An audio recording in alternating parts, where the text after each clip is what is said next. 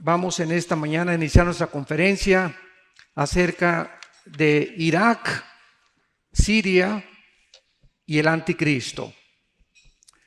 Hace algunos años pudimos nosotros ver a través de los reportes y de los medios de comunicación masivos que en Túnez hubo una rebelión tremenda contra el gobierno que se corrió y comenzó a propagarse por el norte de África y llegó a Egipto, donde un grupo llamado la Comunidad Musulmana Radical o la Hermandad Musulmana derrocaron al presidente Mubarak. Después de Egipto comenzó otro grupo a infiltrarse dentro de Siria para poder formar una nueva coalición de terrorismo en el mundo. Y este grupo hasta este momento se llama ISIS, que significa o se tradujo el Estado Islámico. Hace un mes, este grupo terrorista acaba de ser desechado o descalificado como grupo terrorista y ahora es considerado un culto satánico. O sea, ya no lo consideran un grupo terrorista común y corriente como Hezbollah o como Hamas, sino que ahora se considera un culto, porque es un culto, ¿verdad?, dedicado a Satanás, a combatir el cristianismo, el judaísmo y los principios establecidos en la Biblia. Es interesante que no atacan ninguna otra religión más que precisamente el cristianismo. Después de que vino esta revolución ahí en... Muchas gracias.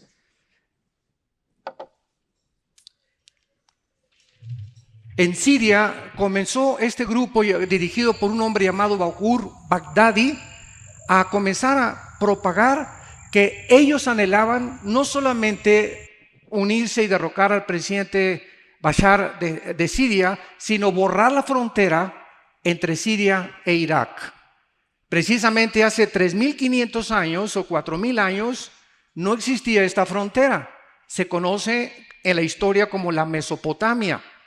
Y este grupo de Irak, sabemos que Irak en 1935, ¿verdad?, con muchas otras naciones, Irán cambió de Persia al nombre de Irán, se comenzaron a independizar exactamente en el tiempo en que Israel llegó el 14 de mayo de 1948 ante los ojos expectantes del mundo. La primera nación en la historia recobraba su independencia, su estado soberano en un solo día, cumpliendo las promesas bíblicas de que Dios traería del exilio de la diáspora a la nación de Israel. Vemos nosotros también a continuación que no solamente comenzó este grupo a querer borrar las fronteras, sino que ahora quieren derrocar la monarquía de Arabia Saudita y la monarquía del rey Abdullah de Jordania. En otras palabras, tener un control completo de todo el Medio Oriente, donde se encuentra el 65% de la producción petrolera en el mundo entero. Este grupo ISIS, que está ahorita siendo contraatacado, gracias a Dios que el presidente Obama reaccionó finalmente, y con Francia, Inglaterra, Holanda y algunas otras naciones están tratando, hasta Australia está mandando ya soldados al Medio Oriente, están tratando de detener el avance de este grupo hacia Bagdad, que es precisamente la ciudad donde se encuentra la mayor parte del petróleo. Y si ellos llegan a Bagdad y conquistan Irak, ponen al mundo de rodillas. Al comenzar a ver los financieros internacionales, la bolsa de valores, el grupo de los Illuminati, los banqueros suizos junto con los americanos, el banqueros de Rockefeller, el Chase Manhattan Bank, etcétera, etcétera, este problema comenzaron a usar el petróleo, como todos lo sabemos ahorita, y el petróleo bajó increíblemente, lo cual debilitaba muchísimo porque ISIS se mantiene de la venta del petróleo y de los robos a los bancos que han saqueado del Medio Oriente, y están tratando ellos de poder controlar completamente el mundo entero, y dicen que su próximo objetivo es Roma, que quieren matar al Papa y que quieren destruir el Vaticano, porque ellos consideran que fue Roma durante la época de los cruzados los que mandaron a Israel sacarlos, y los acusan de genocidio, cuando el Imperio Otomano duró aproximadamente 500 años. ¿Qué es lo que estamos tratando en este momento de poder comunicarles a ustedes? La relevancia que tienen los acontecimientos en el Medio Oriente en el siglo XXI con este libro que tengo en mis manos. Este libro que tengo en mis manos se llama la Biblia y contiene los registros más antiguos de historia, geografía, arqueología, genética, ciencia, física, matemáticas, literatura, poesía, antropología y todas las disciplinas académicas que tú me quieras mencionar. Es impresionante que estas profecías bíblicas son una de las evidencias más grandes en contra del ateísmo. Hace una semana debatía yo con una persona de 50 años en Estados Unidos que se dice atea. Y es una persona que es un físico matemático, entrenado, porque las matemáticas necesitas tener entrenamiento y te da mucho razonamiento. Y yo le decía a este ateo, bueno, un juez para poder sentenciar a un acusado necesita evidencias. Y mientras más evidencias haya, entonces el juez tiene que declararlo culpable o declararlo inocente. Pero nadie se atreve a juzgar a nadie sin que haya evidencias que demuestren la culpabilidad o la inocencia de alguien. Le dije, ¿cómo es posible que usted, siendo una persona racional y atea, no haya considerado las evidencias de la Biblia que demuestran sobrenaturalmente que Dios existe? Porque nadie más que Dios pudo haber puesto esto en el orden en que se encuentran, ni el registro que tenemos de la ciencia es más moderna que la Biblia, que el periódico Mañana en la Mañana, y sin usar evidencias usted declara, no hay Dios. Establece en su bitácora, Dios no existe, sin haber antes examinado las miles de evidencias que existen de la existencia de un ser sobrenatural. Irak vuelve a resurgir desde 1990 en los encabezados de los periódicos en el mundo, cuando la guerra del Golfo Pérsico, cuando 29 naciones se unen en una coalición para sacar a Saddam Hussein e impedir que él pueda apoderarse de la nación de Kuwait. Entonces, desde ese momento decían que Irak, yo les pregunté en muchas universidades, ¿sabes qué es Irak? Y me contestaban, es el nombre de una medicina.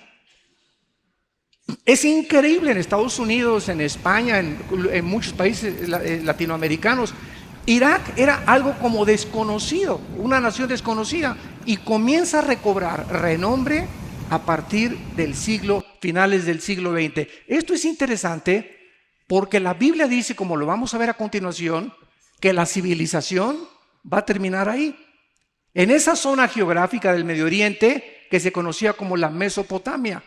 Y es precisamente en esta zona donde vamos a ver la importancia que la Biblia nos muestra y de qué forma se van a desarrollar los acontecimientos. En primer lugar, fue aquí en Irak, en el capítulo 2 del libro del Génesis, donde tuvo lugar el origen de la civilización humana, de acuerdo a la Biblia. Dice el capítulo 2 del Génesis, versículo 10, y salía de Edén un río para regar el huerto, y de allí se repartía en 4 brazos. El nombre del uno era Pisón. Este es el que rodea toda la tierra de Ávila, donde hay oro, o sea, la parte de Arabia Saudita. Y el oro de aquella tierra es bueno. Allí también hay bedelio y ónice. El nombre del segundo río es Gihón, que posiblemente fue el río Nilo, y después del diluvio universal fue desviado su cauce y ya no recorre el Medio Oriente como antiguamente. Este es el que rodea la tierra de Cus, que es la tierra de Canaán. Y el nombre del tercer río es Hiddekel, que es el nombre actualmente del río Tigris. Este es el que va al oriente de Asiria, y el cuarto río es el Éufrates. El huerto del Edén, donde Dios colocó a la primer pareja humana, se encontraba geográficamente en lo que ahorita es la nación de Irak y Siria, en esta región de lo conocida como la Mesopotamia. Hiddekel es el antiguo nombre, como vimos, para el río Tigris, que junto con el Éufrates riegan desde Turquía hasta el Golfo Pérsico, más de 1,700 millas. Entonces, es impresionante que el río Éufrates ocupe desde el principio de la Biblia hasta el Apocalipsis, como lo vamos a ver capítulo 9, la importancia de que en esta zona geográfica fue donde se inició la civilización de acuerdo a la Biblia. En segundo lugar, en Génesis 3:1, la Biblia nos muestra que fue ahí también, en lo que es ahorita Irak y Siria, donde se encontraba Lucifer. Dios no creó al diablo. La palabra diablo significa acusador. Satanás, el adversario. Dios creó a un querubín perfecto, hermoso, con el potencial de que él escogiera adorar a Dios libremente. Él se hizo diablo. Dios no hizo al diablo. Él se hizo diablo cuando él se rebeló con las leyes de Dios. Entonces, ahí fue precisamente cuando Adán y Eva fueron colocados, que ya en este planeta Tierra se encontraban los ángeles caídos. Esto es interesante porque lo corrobora Ezequiel capítulo 28 e Isaías capítulo 14. Entonces, el planeta Tierra que nosotros conocemos tiene aproximadamente 10 o 15 billones de años. La civilización humana no tiene más de 6,000 años de historia, porque hace 6,000 años precisamente comenzó la historia de acuerdo a las genealogías del libro del Génesis. Entonces, el planeta Tierra tiene más de 10, 15 billones de años, y lo comprueba el carbono 14, el potasio argón y la radioactividad, que de los 97 métodos científicos son los más acercados. Pero este planeta ya estuvo ocupado antes por alguien. Este planeta estaba ocupado por ángeles caídos, que fueron confinados aquí y que Dios los tuvo que juzgar antes de que Dios colocara y comenzara a reestructurar el planeta en los primeros versículos del Génesis. Porque cuando dice la Biblia que Dios dijo fue a la luz, no se refería a la luz del sol, porque el sol hasta el cuarto día entra en movimiento, se refería al espectro electromagnético que rodea la Tierra y que hace posible las comunicaciones. Tú sales fuera de la atmósfera y es imposible que nos comuniquemos más que a través de una escafandra. Si vamos a la Luna, vamos a Marte, necesitamos aparatos.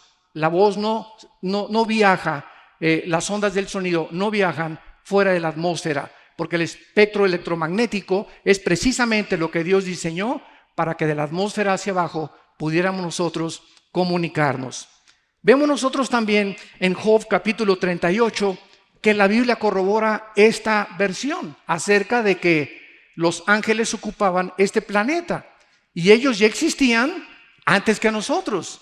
Dice en Job capítulo 38 que cuando Dios estaba midiendo la tierra, Dios puso las medidas perfectas de la tierra y esta afinación es como un motor. Si yo me meto un motor de un Volkswagen, veo que necesita batería, necesita bomba de gasolina, bujías, pistones, pero todo dentro del motor tiene que estar afinado. Todas las partes, una con otra, se llama la complejidad irreducible científicamente o matemáticamente hablando. Tiene que formar una parte común para que funcione el motor. Un solo alambrito de la batería desconectado impide que el motor pueda caminar en tu vehículo. Entonces, el universo que nosotros vemos es un universo afinado. La distancia de la Tierra al Sol es perfecta. El movimiento en 24 horas del planeta es perfecto. El movimiento de traslación alrededor del Sol es perfecto. Todos estos detalles que nos hablan de un afinamiento hizo posible la vida del ser humano. El oxígeno que nosotros respiramos, que tiene casi nitrógeno en su mayor parte con muy pequeños gases y oxígeno, está exactamente balanceado para que cuando tú hagas y respires, es exactamente los gases que necesitan tus pulmones para poder sobrevivir y también el cerebro y la sangre. Todo esto no pudo haber sido hecho por un accidente, señores ateos, por el amor de Dios. San José, la Virgen y el burrito que los acompaña.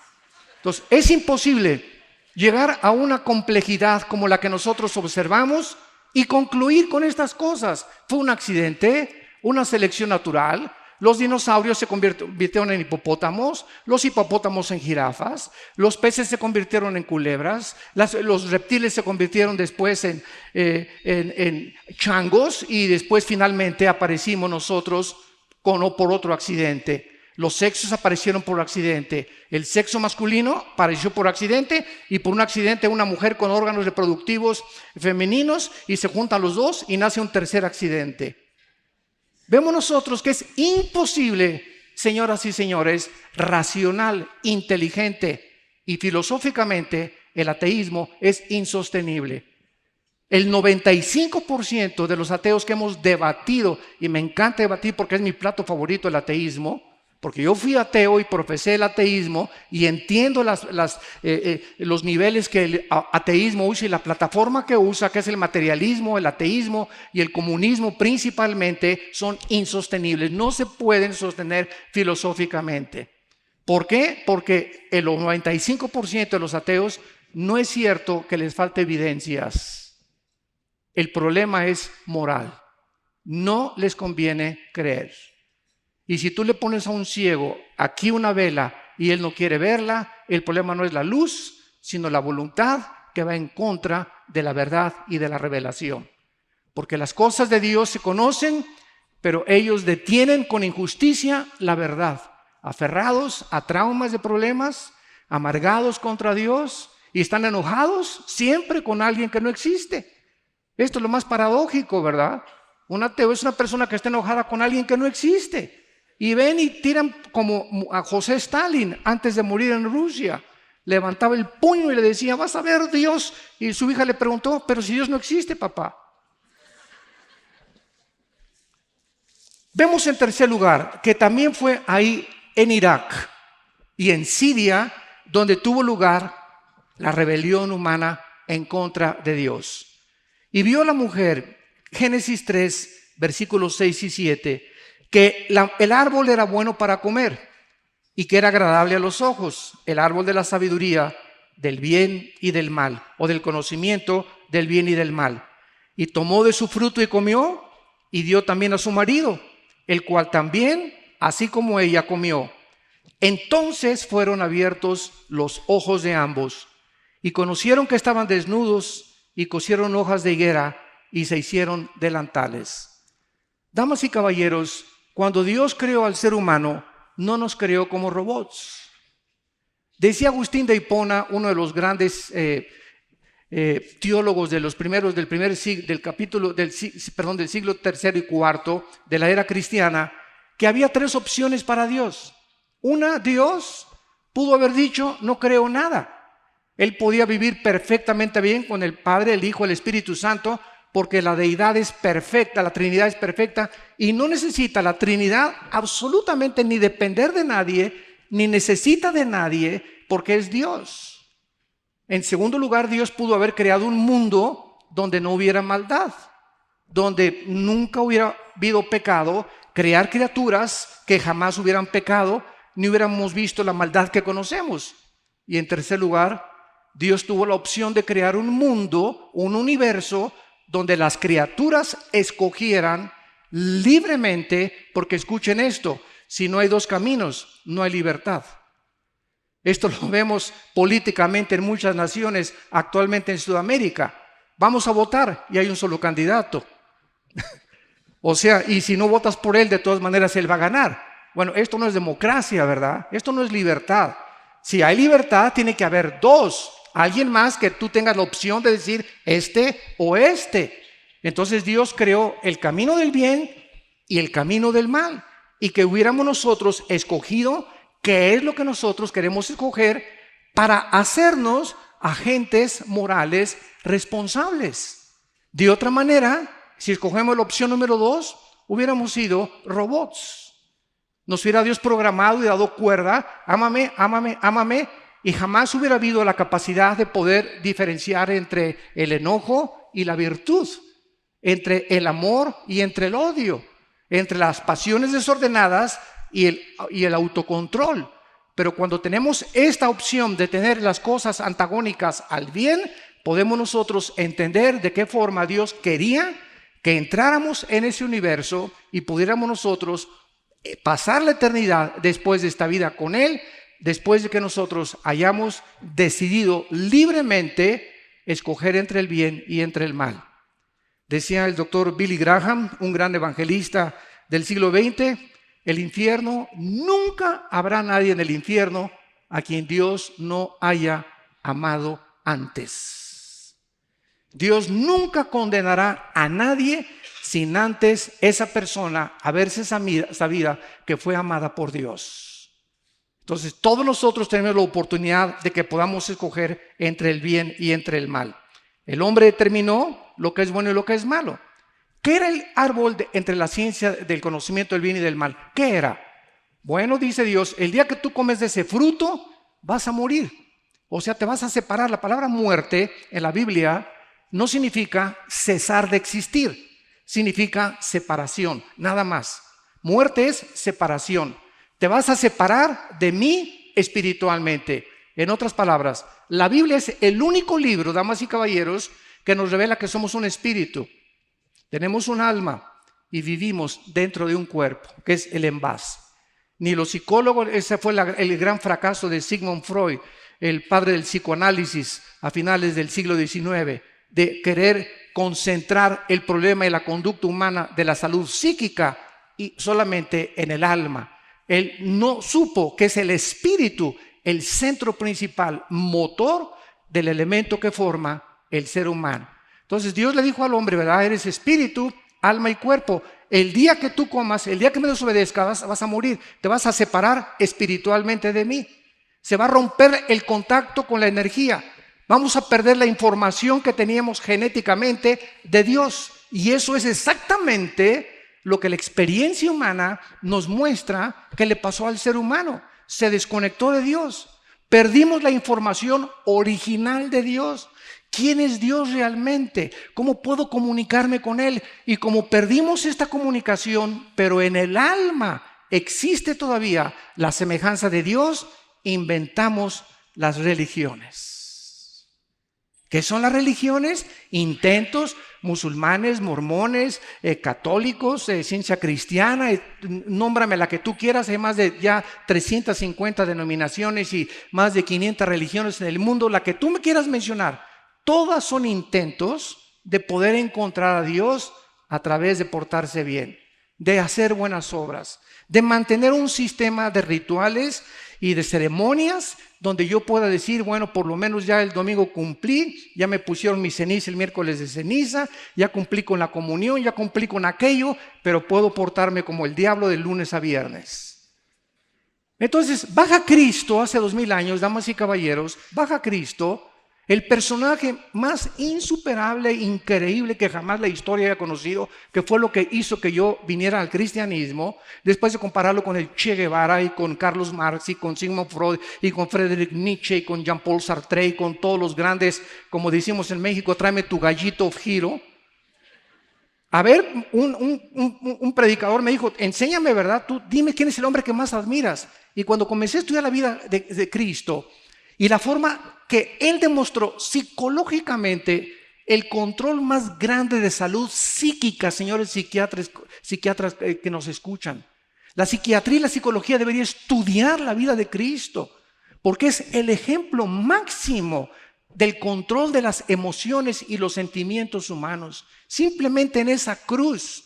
Ve lo que cualquier ser humano, dicen los psiquiatras, cuando estás bajo el sufrimiento no te acuerdas ni de tu mamá. Cuando estás bajo el sufrimiento te concentras solamente en ti y comienzas con la autolástima, pobrecito de mí, al amarte como perrito las heridas. Y este hombre colgado en la cruz diciendo, Padre, perdónalos. Diciéndole a su madre, mujer, María, ahí está tu hijo, Juana, ahí está tu madre. Preocupándose en su agonía de sus sufrimientos con clavos y espinas en su cabeza, diciéndole al Padre, Padre, en ti encomiendo mi espíritu, mostrándonos que hay vida después de esta vida, que no terminaba la cruz, su vida era solamente un peregrinar, era un pago completo que tenía que hacer por nuestros pecados. Entonces, al comparar nosotros a Cristo que baja hace 2000 años, no nos trajo una religión, nos trajo la vida eterna, nos trajo la promesa de volver otra vez a nacer de nuevo. esa vida que perdimos espiritualmente, que buscamos en las religiones del alma, viene Cristo y le dice a Nicodemo, tienes que nacer de nuevo. Tengo que entrar en ti, Nicodemo. El Espíritu Santo entra en ti y te vivifica, te da la vida.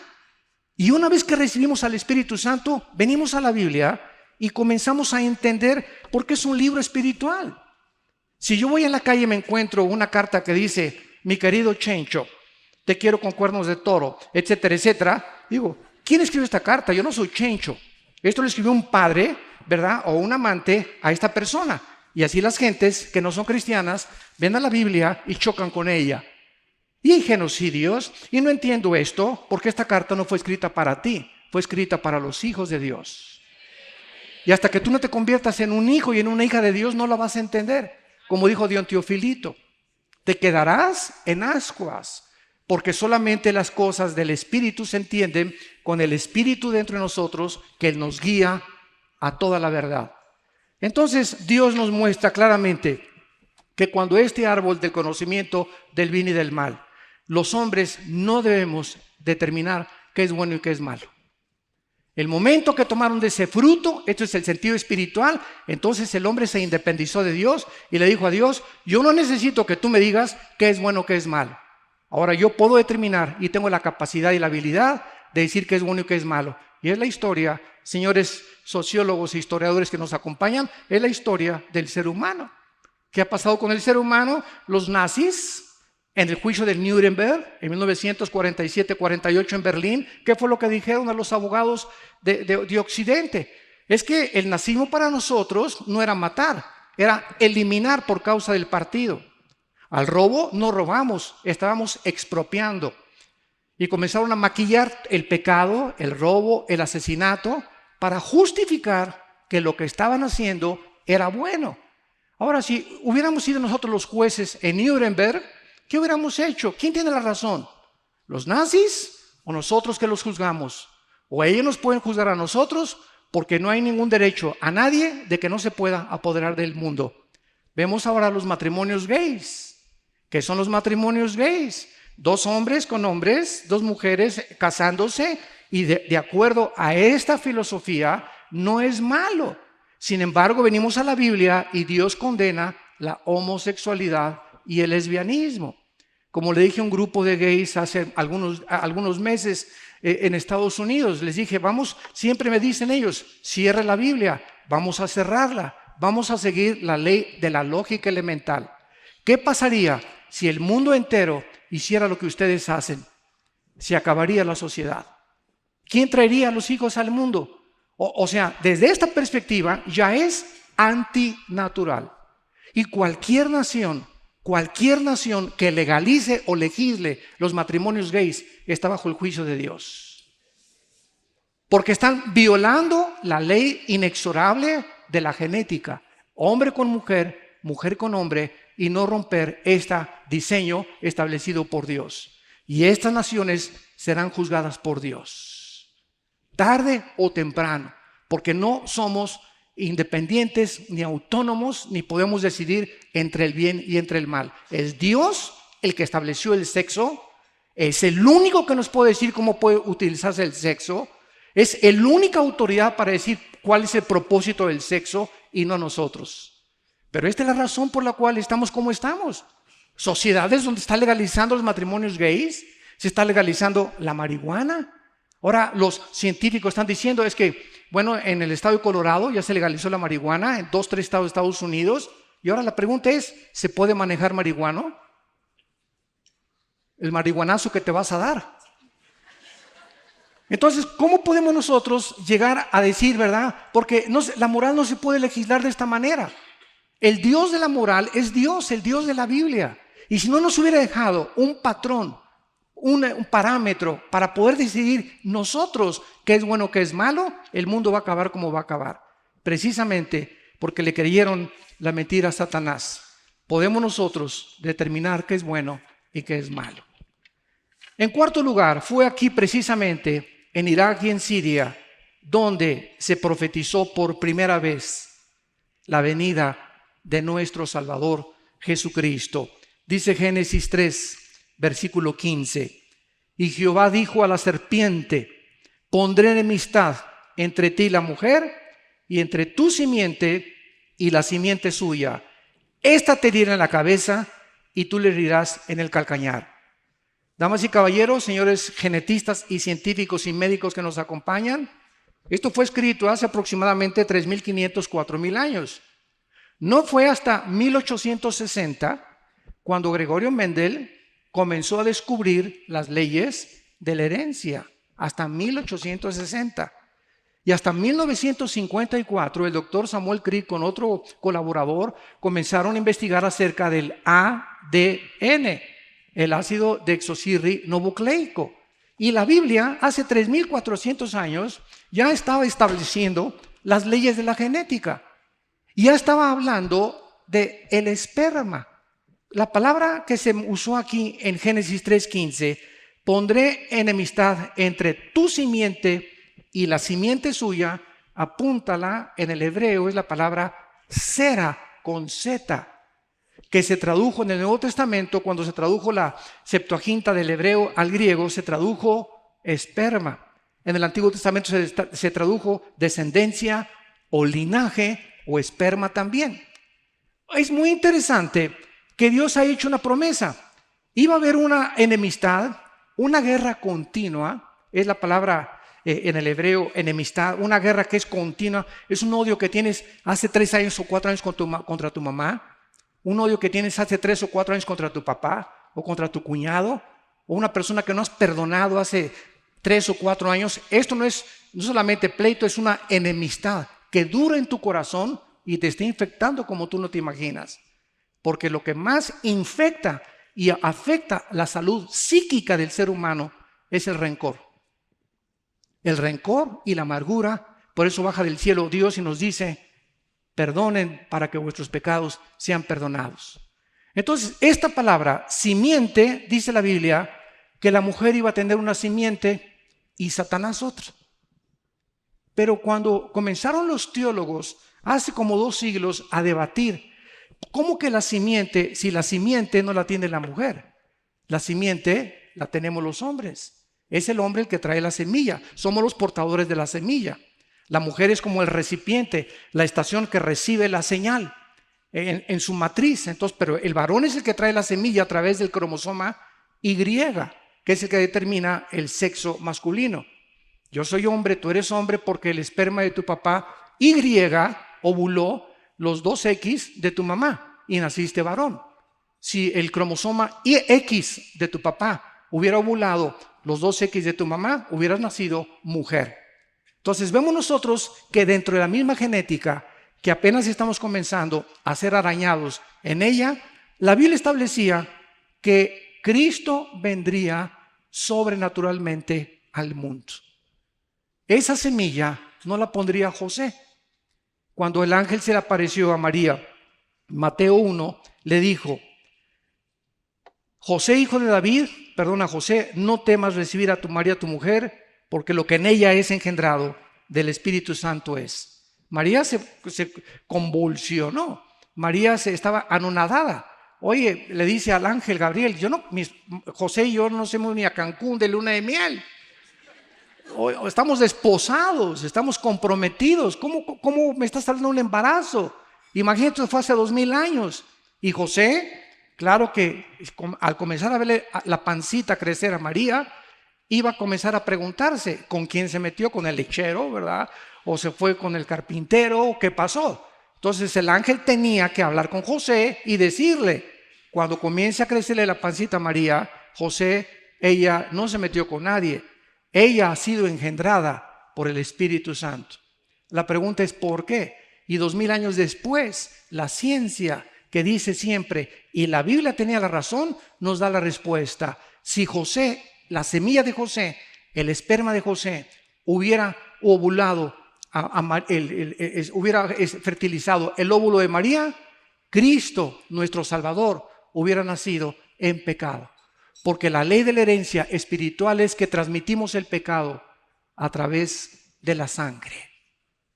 Antes de que se descubriera la circulación de la sangre y antes de que se descubriera que el alma está en la sangre y que cuando viene la fertilización se transmite el alma. Dios no pone el alma, Dios pone el espíritu. Zacarías 14:1. Pero el alma se transmite desde Adán hasta nuestros días. Romanos 5:2. El pecado entró al mundo por un hombre y la muerte, escuchen la palabra que se usó hace 2000 años, y la muerte pasó. ¿Cómo que pasó? ¿Cómo que se transmite algo desde Adán de generación en generación hasta el siglo XXI? ¿Cómo pudo ser eso? Hasta que se descubrieron las leyes de la herencia. ¡Qué increíble! La Biblia es más moderna que la ciencia de mañana en la mañana. Entonces comprendemos todas estas cosas con este mensaje que Dios les dio, que el Mesías nacería sobrenaturalmente y tendría que entrar al mundo sobrenaturalmente para que en la cruz nos pudiera perdonar. Porque si hubiera muerto un cardenal, o si hubiera muerto Abraham, o un papa en la cruz, no nos podía perdonar. ¿Por qué? Porque primero tendría que pagar por sus pecados, porque no hay nadie más que Cristo que haya nacido sin pecado, para después ofrecer el sacrificio por nosotros. Pero con una ofrenda, dice Hebreos 10, nos hizo perfectos por toda la eternidad. Y dijo Tetelestai, consumado es, satisfecho estoy, dijo el Padre, de tu sacrificio y de la cruz a nuestros días. Dios nos declara, siendo culpables, inocentes por su gracia y su misericordia.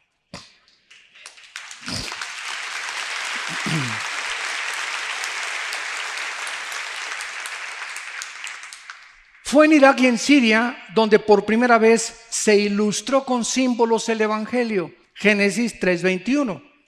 Y Jehová Dios hizo al hombre y su mujer túnicas de pieles y los vistió. En otras palabras, cuando Adán y Eva se rebelaron contra Dios, ¿qué hicieron?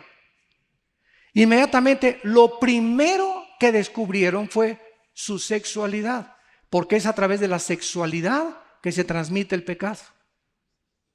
Es a través de la unión sexual, cuando el hombre pone su esperma en la matriz de la mujer, donde se transmite el pecado, se transmite sexualmente el pecado. Entonces no nos sorprenda que ahorita la diosa del universo es el sexo y el dios el oro o el dinero. Son los dos dioses que han levantado el ser humano, el dios del dinero y la diosa del sexo. Y vemos ahorita, ¿verdad? Matrimonios gay, homosexualismo, sadomasoquismo, sexo con animales, adulterios, fornicación. Las telenovelas ya no tienen, ¿verdad?, ningún recato absoluto. Es Sodoma y Gomorra el mundo en que estamos viviendo. Porque el ser humano está usando el sexo indiscriminadamente, porque no saben para qué es. Si yo agarro esta botella, el que diseñó esta botella le dio una forma, un diseño, para que fuera el contenedor del agua que se le pone con su tapita. Y si yo agarro esta botella para meterla aquí o en la sopa, estoy usando equivocadamente, porque esta no es una cuchara, fue diseñada para contener agua. Entonces, cuando yo sé, ¿verdad?, que es el diseño para beber agua, uso el agua y sé el propósito del diseñador. El sexo no fue diseñado por Dios para usarlo nunca fuera del matrimonio. Nunca fuera del matrimonio. Pero como la gente no lo sabe, lo está usando indiscriminadamente. Y les recomiendan a los jóvenes, no, la masturbación es bueno, ¿verdad? Y ahorita por todos lados todo el mundo es adulterio, los artistas de cine, telenovelas. Ningún artista ahorita ni cantante dura 2, 3 años casado con nadie. Se divorcian con uno, con el otro, con el otro.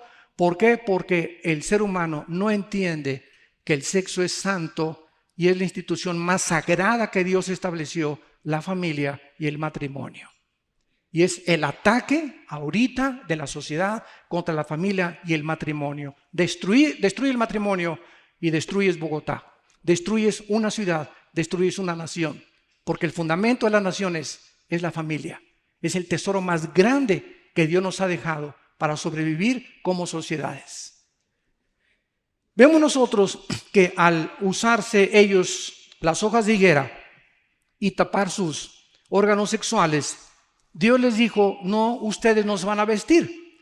Y estas hojas de higuera son las religiones. El ser humano se sabe que está completamente desnudo delante de Dios y se tapa con una religión. No, pues yo soy católico, o yo soy protestante, o soy bautista, o soy mormón, y con esto está tapando su supuesta conciencia para poder descansar de vez en cuando. Dicen que Hitler se disfrazaba de Santa Claus en Navidad. Al Capone, el rey de Lampa en Chicago en la época de los 20, ¿verdad? Igual, ¿verdad? Se ponía de Santa Claus con campanitas para descargar la conciencia. Aquí, ¿verdad? Sabemos que en Colombia muchas personas que se dedicaron al narcotráfico, etcétera, etcétera, ¿qué hicieron? Comprar campos de fútbol, comprar barrios a la gente pobre. ¿Para qué, verdad? Para descargar su conciencia y al otro día poner una bomba en un avión. Entonces, esta es la forma en la que opera la conciencia del ser humano. Tenemos que hacer algo bueno para que no nos sintamos tan malos y podamos descansar y dormir de vez en cuando. Pero este es el gran engaño que dice Dios.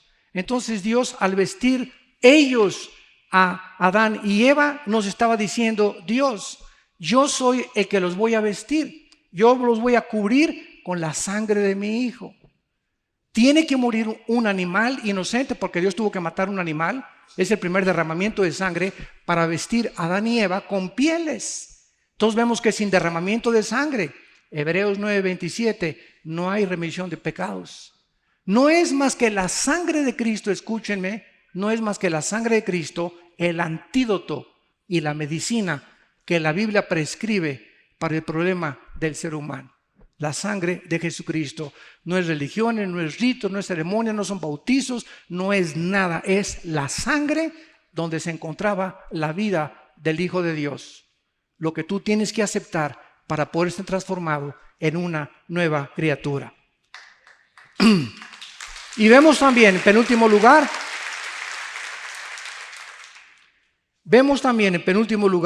que fue en Irak, Génesis capítulo 11, donde se llevó a cabo la primer rebelión masiva o colectiva en contra de Dios. Un hombre llamado Nimrod, de origen sirio-iraquí, reunió a toda la gente para construir la famosa Torre de Babel. Veamos lo que se escondía detrás de esta construcción. Dice Génesis capítulo 11, versículo 4, y dijeron: vamos, edifiquémonos una ciudad y una torre cuya cúspide llegue al cielo, y hagámonos un nombre por si fuéramos esparcidos sobre la faz de la tierra. Vean ustedes la autonomía, la autoindependencia de un grupo colectivo hace 3,000, 4,000 años. Hagámonos un nombre. ¿No es acaso lo que Miss Colombia, Miss Venezuela, los equipos de fútbol, los artistas, los cantantes, no es el ansia de todos los seres humanos que me conozcan? Darme a conocer, ser popular, llegar y que me aplaudan y que me toman fotos, etcétera, etcétera. Está dentro de la naturaleza humana. Y edifiquémonos, pero sin tomar en cuenta a Dios. Voy a escoger una carrera de computación porque oí que es la que más dinero produce. Y tú no estás siguiendo los dones que Dios te dio. Tú estás siendo guiado para escoger una carrera en la universidad simplemente por la ambición del dinero. Y ahorita el 70% en Latinoamérica de los jóvenes que escogen una carrera lo hacen basados en el dinero. ¿Cuál es la que produce más dinero? ¿Dónde voy a ganar más dinero? Y tal vez Dios no te dio ese don. A lo mejor te dio el don para la música, o a lo mejor no todos van a la universidad ni terminan la universidad, ni todos los que terminan la universidad tienen éxito. Todos tenemos diferentes dones. El secreto está que si tú le entregas tu vida a Dios y le dices: Señor, quiero que tú me guíes, porque tú tienes un plan perfecto. Jeremías 29:11, mis pensamientos para ustedes son de paz, para darles el fin que quiero. Dime, Señor, qué es lo que quieres de mi vida, y caminas con Dios. Dios va a dirigir tu vida y vas a prosperar. Escuchen, en México el 65% de los profesionistas en la República Mexicana, abogados, licenciados, médicos, veterinarios, el 65% viven del comercio. No ejercen su profesión. Creyeron que ellos iban a poder con la profesión avanzar y viven del comercio. Se dedican a otra cosa menos a la profesión que escogieron en la universidad. ¿Por qué? Porque creemos que podemos escoger vivir, formar una familia, tener un matrimonio sin tomar en cuenta a Dios. Y es el ridículo lo único que hemos hecho en esta vida. Y finalmente, ese es el origen del globalismo. Ahorita, ¿qué es lo que está pasando, verdad? Juntándose las naciones para poder tener un gobierno mundial. Hace poco, desgraciadamente, oí en un video que me mandaron que se juntaron en Guatemala muchos pastores para decir que la reunión que hubo en Suiza para el tratado que está haciendo Estados Unidos, el P5 con Irán, para que puedan reducir el uranio 235 y centrifugar menos la construcción de la bomba atómica, era el tratado de paz del anticristo. Y estamos deteriorando y distorsionando las profecías bíblicas en un sensacionalismo amarillista, porque creemos que podemos nosotros, sin consultar la Biblia y sin estudiarla profundamente, llegar a emitir tantas barbaridades.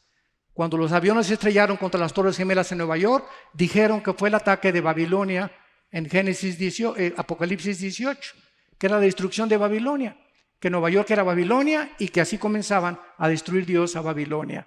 Y así vivimos en un mundo donde si no tenemos cuidado y no estudiamos y no profundizamos, vamos a ser engañados. Pero el anticristo determinará finalmente la unidad del mundo en un solo gobierno, política, económica y militarmente. Y finalmente, en Apocalipsis 9, versículo 13 y 15, escuchen esto. El sexto ángel tocó la trompeta y oí una voz entre los 4 cuernos del altar de oro que estaban delante de Dios diciendo: desata a los 4 ángeles que están atados junto al río Lerma, Mississippi, Tíber.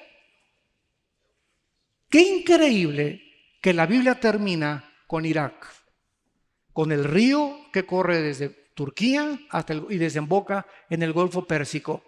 Y la Biblia nos revela, esto es tremendo, que ahí en Irak, junto al río Éufrates, se encuentran atados los 4 principados que controlaron el imperio babilónico, el imperio medo-persa, el imperio griego y el imperio romano.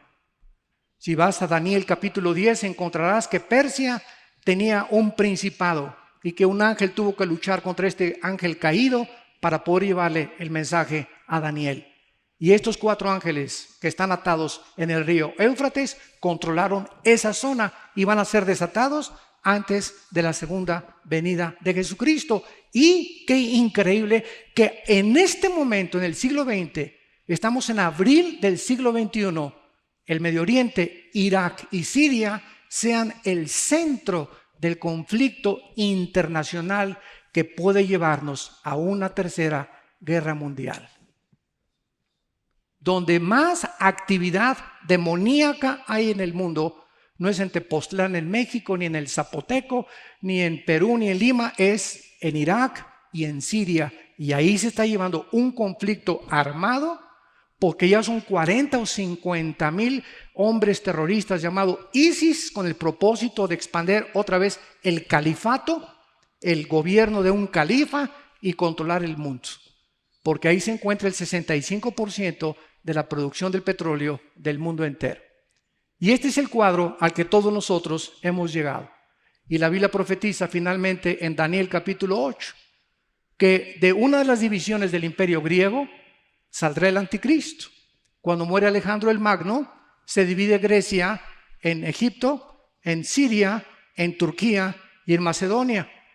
Y dice la Biblia aquí en Daniel 8, versículo 8 y versículo 9, y el macho cabrío se engrandeció, que más adelante es Grecia, y de uno de ellos salió un cuerno pequeño, que creció mucho al sur, o sea, hacia Egipto, y al oriente, Jordania, Irak e Irán, y hacia la tierra gloriosa, y se engrandeció hasta el ejército del cielo, y las estrellas echó por tierra y las pisoteó, y por él fue quitado el continuo sacrificio. La Biblia le llama al anticristo en Isaías 10:12, en Isaías 14:25 y en Miqueas capítulo 5, el asirio. Pero muchos dicen, ¿pero que no iba a ser judío el anticristo? Escuchen esto para terminar. Qué interesante. En el año 722 a.C., los asirios se llevaron por primera vez cautivos a 10 tribus de Israel en el año 722 antes de Cristo, y se los llevaron a Siria, y estas 10 tribus se perdieron en la historia. Solamente quedaron 2 tribus de Judá y Benjamín en el reino del sur, Israel, y ahorita se conocen como los de Judá o los de Leví, que son los únicos judíos que se pueden identificar.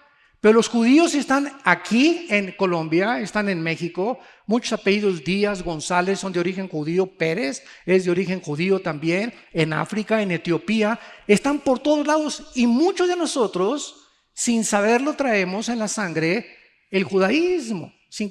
Dicen que Hitler, su abuelo era judío. Esto es impresionante, se le cambió el nombre a su padre y se puso el Hitler, él no se apellidaba Hitler. Entonces vemos nosotros que el anticristo puede ser judío, sirio y salir de la zona geográfica donde se encuentra ahorita este conflicto.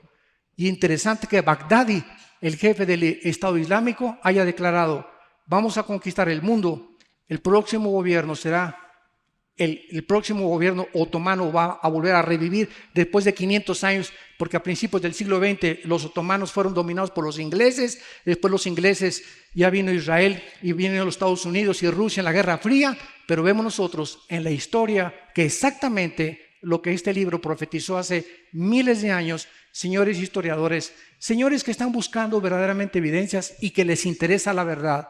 Este es el único libro que nos da las únicas verdades incondicionales y completamente verdaderas para que entendamos que no hay un relativismo en la Biblia, es una autoridad científica, histórica, geográfica, el área que tú quieras, la palabra de Dios. Y este mensaje, dice la Biblia, es el más importante. De tal manera amó Dios al mundo que dio a su Hijo unigénito.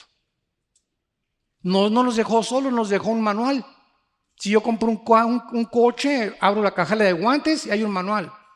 Y dice el Volkswagen: cámbiale el aceite cada 5,000 kilómetros. Pero llevo 10,000 y comienza el Volkswagen, pucha, y echar humo por todos lados. ¿Qué le está pasando? Está quemando aceite. ¿Por qué? Porque nunca has consultado el manual. Y lo llevas a la Chevrolet. Oye, espérame, los de la Chevrolet no tienen el diseño del Volkswagen. Llévalo a la agencia Volkswagen. Ellos fueron los que fabricaron el carro y te van a decir cuál es el problema. Y así estamos nosotros en la vida. Pues tengo un problema en el matrimonio, vas con el psiquiatra. El psiquiatra no formó el matrimonio, ni el psicólogo, ni la doctora Corazón, ni Walter Mercado. Entonces tenemos que recurrir al manual. ¿Quién es el que hizo el matrimonio, la familia, el trabajo, el sexo? ¿Quién es el que nos dice a dónde va la historia? Y exactamente como la historia está ahorita yendo y perfilándose, así la Biblia lo determinó por los profetas hebreos hace 2600 años. Y contra esto no hay absolutamente ninguna discusión ni argumentación. Hasta este momento, en los 35 años que tengo compartiendo este mensaje, no he encontrado a un científico, físico, matemático, político, lo que ustedes quieran, que pueda debatirme o que pueda contradecir las verdades de la Biblia. Más que con un espíritu, ¿verdad?, de anticristo y con un deseo solamente de manchar el nombre del Hijo de Dios. Damas y caballeros, Dios te ama y ha dado su vida por ti en una cruz. Todos ustedes que nos escuchan, Dios está interesado en cambiar tu vida, en transformar tu vida, tu matrimonio. Él sabe perfectamente bien con quién te puedes casar, con quién no te puedes casar. No te guíes porque es guapo, porque es bonito, porque tiene dinero, porque no tiene dinero, porque esta profesión tiene más dinero. Confía en Jehová y haz el bien, y habitarás en la tierra y te apacentarás de la verdad. Deleítate a sí mismo en Él y Él te concederá las peticiones de tu corazón. Confía en Él y Él hará. En la casa de mi Padre, Jesús dijo, muchas moradas hay. Voy a preparar lugar para ustedes. Somos peregrinos en este mundo, vamos de paso. La vida es tan rápida, 60, 70, 80 años, los más robustos, vamos de paso por este mundo, somos extranjeros. Jesús dijo en Juan 17 que no éramos de este mundo, vivimos en este mundo, pero al entrar el Espíritu Santo a nosotros, tenemos nuevas perspectivas, nueva forma de ver la vida, los negocios, la familia. ¿Por qué? Porque ahora vemos con los ojos de Cristo. Dice 1 Corintios 2, tenemos la mente de Cristo. Ahora queremos ver el mundo con los ojos con los que Cristo lo vio. Un mundo abandonado, ovejas sin pastor. Una gente desesperada en drogas, de una botella a la otra, de una telenovela a otra, de un cine al otro, de un hombre al otro, de una mujer a otra, buscando de una religión a otra, de una filosofía a otra filosofía. Ya los comunistas ya no son comunistas porque ahora ya creen en Dios. Todos los sistemas filosóficos ante nuestros ojos están derrumbando, desmoronando. Los partidos políticos ya no saben qué es bueno: comunismo, marxismo, democracia, fascismo. No saben ya, es una locura, es una confusión en el mundo. ¿Por qué? Porque no hay brújula. No hay ningún mapa, ningún capitán de barco se atrevería a navegar sin una carta de navegación. Ningún piloto se atrevería a navegar en el espacio en un avión sin tener cartas de navegación. Qué locura vivir en esta vida sin que tengas nadie que te dirija. Vas pronto a naufragar con tu vida, con tu matrimonio, con tu familia. Pero esta mañana Dios te llama y te dice: arrepiéntete. Arrepiéntete con todo tu corazón de tu vida, de tu soberbia teológica, de tu soberbia intelectual. Ven a la cruz y descubre la persona del Hijo de Dios, que Él es real, que resucitó a los 3 días de los muertos y que ha venido a decirnos: nunca te dejaré y nunca te desampararé. Vas a morir y qué bendición, después de la muerte nos volvemos a reunir con nuestros seres amados, volvemos a gozarnos, todo se nos devolverá al 100%. Y todo lo que sufrimos y toda la maldad que hubo será comparado como una noche en un hotel de 3ª categoría, comparado con las glorias que nosotros se han de manifestar. Por eso estad firmes y constantes, sabiendo que vuestra fe no es en vano. Vamos ahí, ejército del Señor, esfuércense y sean valientes, porque el Señor no retarda venir por nosotros. Les pido con todo su corazón que los que quieran inclinar su rostro lo hagan en este momento, para invitar a Cristo a tu vida como tu Señor y como tu Salvador.